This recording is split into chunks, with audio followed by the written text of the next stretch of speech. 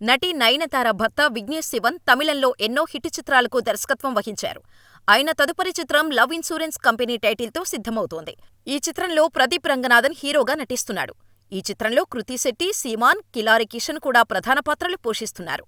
Love insurance కంపెనీని 7 screen studios మరియు Nayanthara red pictures సంయుక్తంగా నిర్మిస్తున్నాయి. అనిరుద్ ఈ చిత్రానికి సంగీతం సమకూరుస్తున్నారు.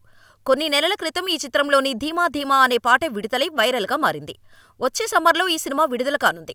ఈ సినిమా షూటింగ్ చివరి దశకు చేరుకుంది. అయితే ఇటీవల పుదుచ్చేరి వెళ్లిన దర్శకుడు విఘ్నేష్ శివన్ అక్కడి రాష్ట్ర పర్యాటక శాఖ మంత్రితో సమావేశమయ్యారు. అక్కడి ప్రభుత్వ ఆధీనంలో ఉన్న సీగల్ హోటల్ కొనుగోలు చేసేందుకు ప్రయత్నించగా మంత్రి నిరాకరించినట్టు అప్పట్లో వార్తలు వచ్చాయి.